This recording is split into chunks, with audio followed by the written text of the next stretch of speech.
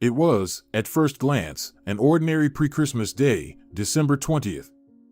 How many of these had Juan experienced already? After all, he had just turned 39, with his jubilee looming in the next year. Juan looked around. Everything seemed quite mundane: the comfortably warm weather typical for their country, the lively choir of people lifting Christmas spirits near the little shop on the corner, children smashing piñatas, hoping to retrieve the coveted prizes in the form of sweets. And in the air, there was such an enticing scent of chocolate, cinnamon, and something tangy but familiar, yet Juan couldn't quite remember what that smell was. Nonetheless, the pre-Christmas celebration, characteristic of his native place, was in full swing. Yet, what was that smell? His deep thoughts were interrupted by the phone. It was Maria, his twin sister, calling. Yes, he had almost forgotten that this Christmas would be different from many previous ones, and, as unfair as it may seem, he was even somewhat glad about it. "Juan, hi, you didn't forget, did you?" Maria chattered in her characteristic manner. "How could I forget something like that?" He brushed her off. "They're expecting you there at 11 o'clock. Juan involuntarily glanced at his watch. It was nearly 10:40. There was still plenty of time for a walk home. "And you're not coming?" he asked, focusing his gaze on one of the banners offering a better life without worries. "No, are you kidding? I just flew in from Milan after closing the deal, and I still need to visit the beauty salon and buy gifts for my beloved nephews before the holidays. And you know, I can't be seen in such places, it ruins my image. So, you'll manage somehow." Juan sighed deeply, muttered fine, and hung up. His sister was in her element. She dumped responsibilities on him and directed from the shadows while he did the dirty work. In anticipation of Christmas, the Gonzalez twins had made a difficult, at least for Juan, decision. They had to send their mother, Sonora Gonzalez, to a nursing home.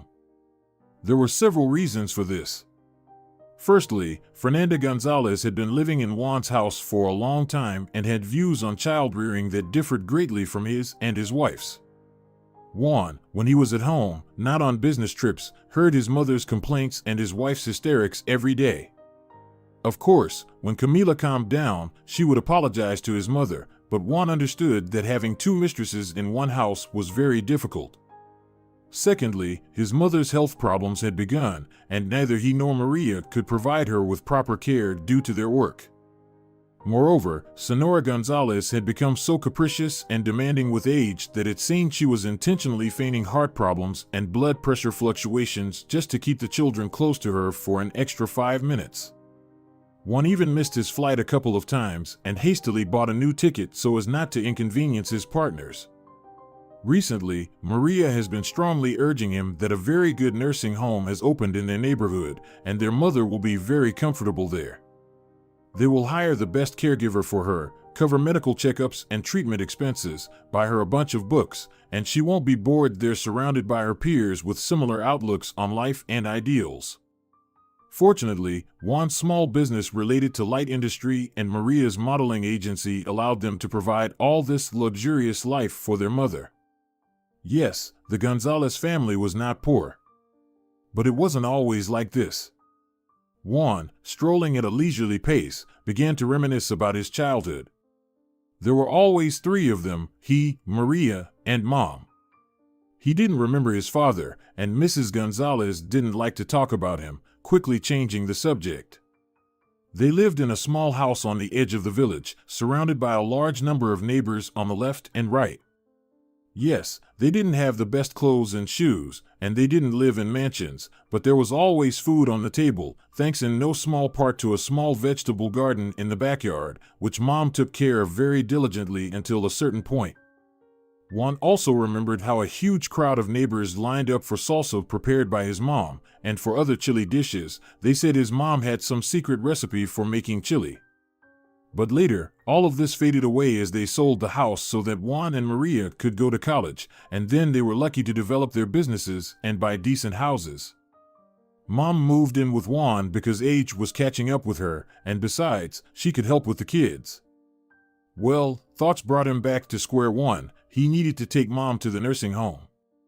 because it would be better for her there. It seems Juan was just trying to reassure himself.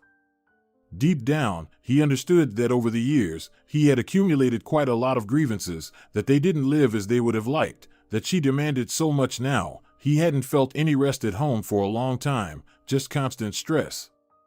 And he just wanted a real celebration, as promised by Maria, who would come with her children to him on the 23rd, and in the evening of the 24th, they would have a truly loud party with friends and neighbors with loud music and dancing. Everything that Fernanda Gonzalez had complained about more than once and, one could say, forbade in her presence. Juan had already reached the house. It's time, he thought, and opened the door. "Mom," he called Mrs. Gonzalez. "Already time," came the old woman's hoarse voice as she slowly approached the door. "Well, let's go, son." "Mother, I ask you not to dramatize. We've discussed everything. You'll be better there." Juan reached out to his mother, took her bag in the other hand, and escorted Mrs. Gonzalez to the car. The weather seemed to be on her side.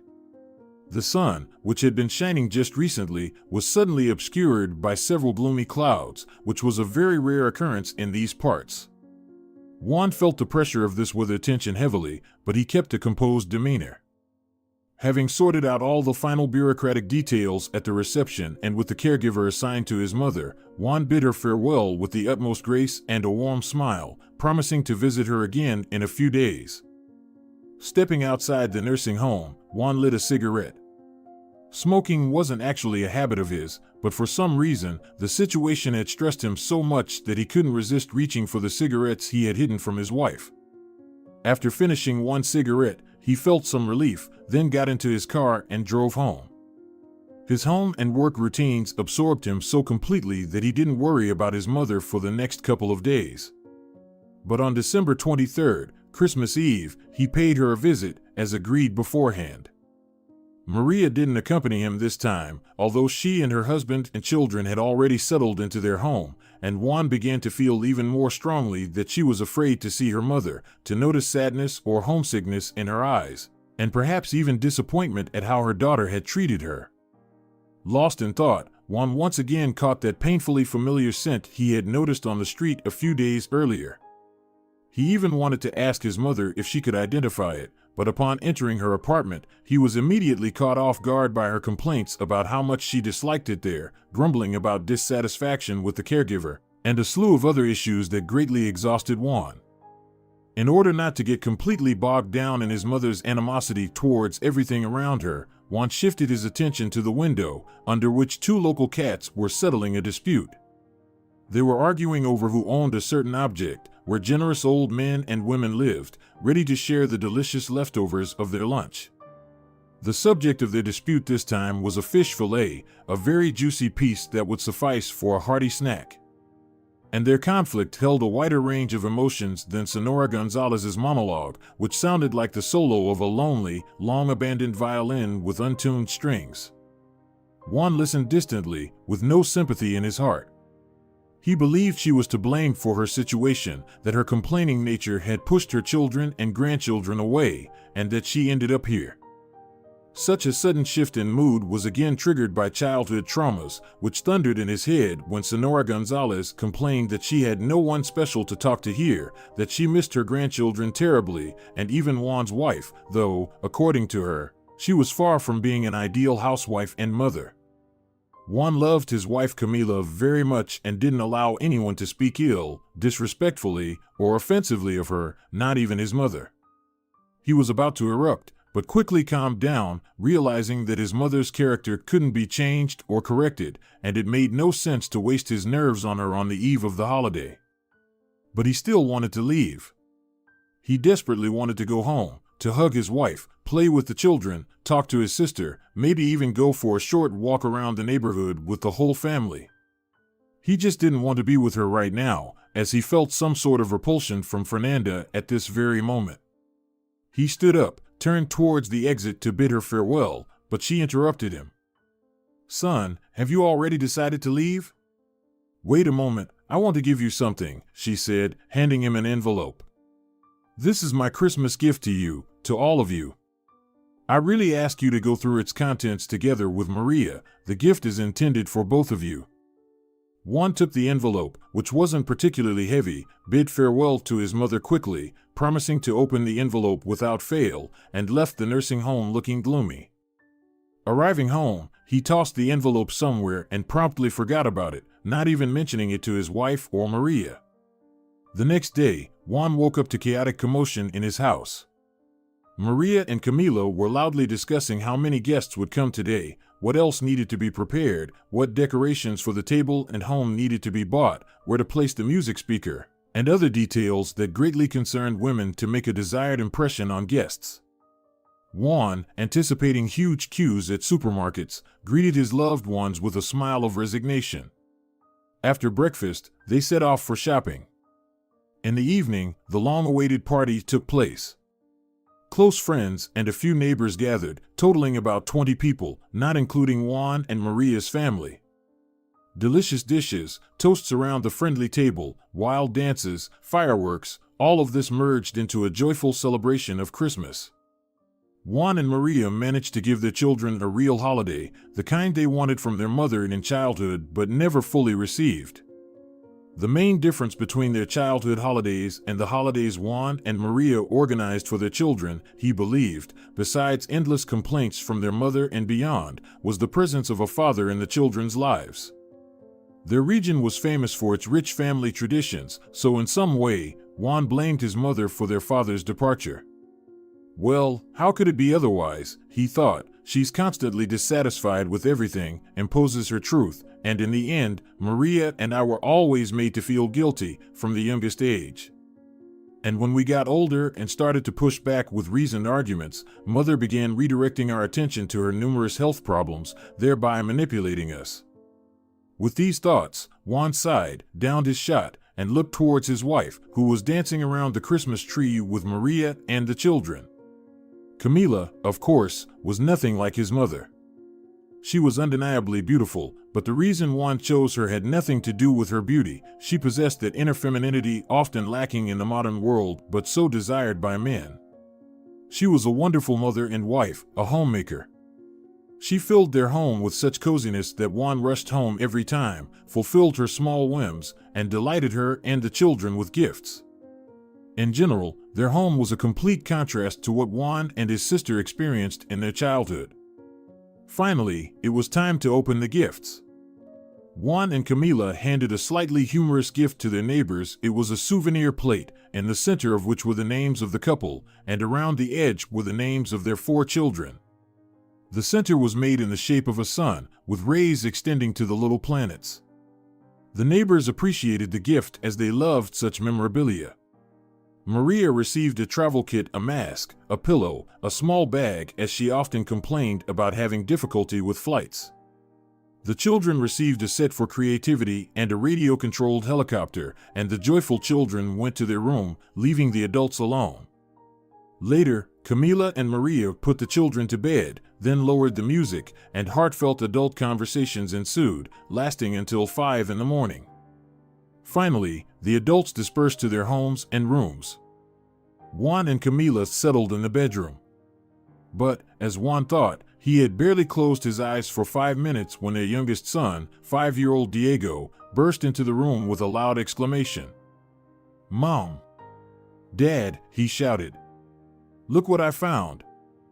And the little one handed them the same white small envelope that Mrs. Gonzalez had given to Juan. Juan glanced at the clock. It was already around 11 o'clock. Gathering his thoughts a little, he asked his son where he found it, while Camila, puzzled, looked at both of them. "We were flying the helicopter with Penelope and our cousins, and it landed on the fridge. Penelope let me climb on a chair and get it. Along with the helicopter, I found this," Diego blurted out in one breath, so his parents wouldn't interrupt or start scolding him, and handed the letter to his father. "It smells like Grandma," he suddenly said. "It's a letter from her." Juan waved his hand slightly. "Diego, go call Aunt Maria. We're all gathering by the tree in 5 minutes to see Grandma's gift." "Got it." Diego saluted and left his parents' bedroom. Juan thought to himself, that smell again, so close, and Diego even said it's so much like Grandma. He looked at Camila. I don't know what's there, but I suspect it's some letter she really wanted us to open, and I forgot, he said, looking at her. After all, she's my mom and the grandmother of our children. Let's go. Juan and Camila went downstairs, where their children and nephews obediently awaited them. Shortly after them, Maria came down, overtaking her husband, shouting for Juan to hand her the envelope. He handed it to her. She opened it, and they all saw several sheets of notebook paper filled on both sides, as well as some kind of key. Maria found where the letter began. Read aloud, that's why we're all gathered here, right? Juan remarked, anticipating that his mother would say a few nice words about each person and admit her mistakes on some matters, and also guessing that the key was lying on the coffee table. Maria began to read, My dear children, Juan and Maria, on this Christmas day I want to tell you. Her gaze slid away, and tears began to fall sharply from her eyes. Maria, you're not particularly sentimental. What did Mother do to move you like this? Juan asked, pulling the letter from her hands. He read the letter up to the same point as Maria, then fell into a stupor and fell silent. Camila realized something was wrong, asked Juan to sit next to Maria, and began reading the letter herself, while Maria and Juan remained in a kind of stupor but still caught every word read by Camila. My dear children, Juan and Maria, on this Christmas day, I want to finally tell you the truth. I am not your biological mother. I apologize for hiding this from you for almost 40 years, but I had my reasons. This year, especially in connection with my stay in the nursing home and discussing the whole situation with some of my new acquaintances here, I gathered courage and decided to tell you my story without embellishment from beginning to end. I grew up in a very large and close-knit family. You might wonder, where were your grandparents and numerous uncles and aunts then? I was the youngest, fifth, child in the family, and our family followed all the traditions, perhaps something you've always lacked. At 28, I got married and desperately wanted to become a mother to pass on all my experience to my children. Even my relatives urged me on, saying when I would finally become a mother. But time passed, we were married for 5 years, and I still couldn't get pregnant. Eventually, I found out I was infertile. It was Christmas Eve. At that moment, my relatives turned away from me, cursing me in every way possible. My husband left for some younger girl. And I was left completely alone on the eve of Christmas. But miracles happen, and I was lucky. On the morning of December 25th, I heard a knock on the door, and when I opened it, I saw 2 babies, a boy and a girl, who, upon seeing me, reached out their tiny hands to me. There was no mother or anyone else nearby, and I brought you into the house. There was only a note in which the girl disclosed only your names and dates of birth. She did not reveal her name and surname. She said she was very poor to support 2 children, but she was a budding actress and had been offered a cameo role in a film, but she needed to fly to the USA, and she couldn't afford to take the children with her. She was told about me and my sorrow, and she decided to leave you with me. I can't say it was easy for me, as I suddenly became a mother, but I honestly tried my best. I could vent my emotions on you, but I must admit that it was all my anger and disappointment at my family and my ex-husband who left me because I couldn't be a mother by nature. But I was and still am a mother, at least I believe so. And I really hope you feel the same way. You're probably puzzled about the key lying in front of you. I realized that I should provide you with at least the bare minimum: food, water, shelter, education. But I had another goal. I wanted to give each of you a dream, because I never realized my own dream, as I gave up everything I had to raise you. I think you remember that we had a ranch and that there was a crowd of people lining up for portions of my dishes. I dreamed that my husband and I would support this ranch, and then our children would help us with it. But with you 2, 4 months old, in my arms, I had to bury my dream so that you could stand on your own feet. My goal was to save $2 every day, $1 for each of you.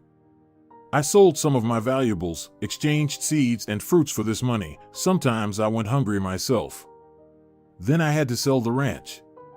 Yes, Maybe you didn't have the best toys, not the newest gadgets, but over time you managed to understand the value of money and started earning yourselves. Each of you now has your own, albeit small, company. I am very proud of you in your endeavors. And this key is from the safety deposit box where all this accumulated sum is kept, divided between the two of you. Remember, Juan, how I once asked you to take me to the bank, but asked you not to come with me. Even though you have a business, you understand deals. But I insisted and went alone. I managed to open a deposit with a 10% annual interest rate for 5 years, and in this very box, you will find this sum, which you can take at your disposal and spend it as you see fit. With enormous endless love. Your mom. P.S. Gifts for the grandchildren are in my room if you haven't found them yet.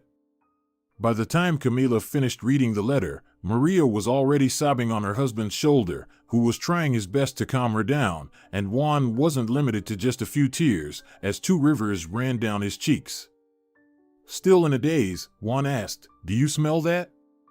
"Yes, it smells like Grandma," little Diego said again. "That's Mom's perfume," Maria interjected. "With saffron." And then it just hit him. He remembered that Sonora Gonzalez often used saffron in her dishes when he was a child. Later, she bought herself perfumes with this scent, quite subtle but distinctive. He could smell it then while walking down the street. Apparently someone, like his mom, added it to the dish or used it as a flavoring, and even in the nursing home, being near her room. And now, holding such a touching and dear-to-the-heart letter. "That's it, everyone get ready. Let's go get Mom," Juan commanded. They quickly got ready and headed to the nursing home in 2 cars. Juan and Maria were the first to enter, but they were stopped and told that Sonora Gonzalez had been taken to the hospital. Recovering from the shock of realizing that they might lose her because of their resentment and their mom's secret, they rushed to the hospital. Juan and Maria approached the reception desk. "Hello. Sonora Gonzalez has arrived. How is she?" Maria asked anxiously. "Let me check right away," replied the receptionist. A few seconds later, her expression changed abruptly. "I'm sorry, but I must inform you that Sonora Gonzalez passed away about an hour ago." Juan felt like he had been struck by lightning. He sat down on the couch, the words drifting past him. Camila shook him, then Maria approached, but the whole world seemed to dim. He didn't know how long he sat there while Maria and her husband bustled around, talking to doctors and running back and forth for some reason. He didn't understand why there was all this commotion. Then joyful Maria approached him, crouched in front of him, and lifted his face, staring directly into his eyes. "Juan!" she cried. "Juan, wake up. They made a mistake. They all made a mistake. Mom is alive and waiting for us in the ward." Juan looked at her with a very lost expression, not fully grasping what his sister was saying. For a few seconds, he thought she was speaking words of comfort, but then the true meaning of her words sank in. He immediately got up and asked where to go. As it turned out, 2 women with the last name Gonzalez had been admitted to the hospital that morning, and unfortunately, one of them had passed away due to life-incompatible injuries. Fernanda, on the other hand, had been admitted due to high blood pressure, as she was very anxious about spending her first Christmas away from her children and grandchildren. Moreover, she was extremely nervous because her children had not contacted her despite the fact that they were supposed to learn her secret yesterday, but they hadn't reached out to her. She had begun to think they had completely rejected her. A few minutes later, the whole family gathered outside Fernanda Gonzalez's hospital room, and she gestured for them to come in. Juan and Maria immediately rushed to hug her, kneeling by her hospital bed and expressing words of gratitude and remorse. They repeated over and over that she was their only mother, and they couldn't dream of anyone else, and that they were sorry for sending her to the nursing home the day before Christmas. Sonora Gonzalez cried tears of joy, but through her tears, she smiled and said that she didn't love them any less for their mistake, that she loved her entire family endlessly. After Fernando was discharged, she returned to her son's home. Everything went back to normal, But Juan noticed that the relationship between his mother and wife had become warmer. His mother was less clingy to her, and Camila consulted her more and completely stopped complaining about her clinging. Several months later, on his mother's birthday, Juan and Maria announced to her how they had decided to use the money from the trust. They said they were selling both of their homes, adding the amount from the trust, and buying a huge house with a ranch for the whole family. They planned to set aside a summer cottage greenhouse where their mom could pursue her favorite hobby. This was their way of repaying her for all the care and sacrifices she had made while raising them. And, of course, to help her fulfill her cherished dream. "Mom," Juan said, "we want to help you with your ranch. Look, you have so many helpers. A whole 8 of us. We really want to try your dishes, like when we were kids," Maria said, making a pleading face. Sonora Gonzalez stood there, tears streaming down her face. It was the best gift in her life. No, not the best. The best gift she found on her doorstep almost 40 years ago. Dear viewers, if you enjoyed the story, please support the video by liking it and leaving a comment. Thank you very much.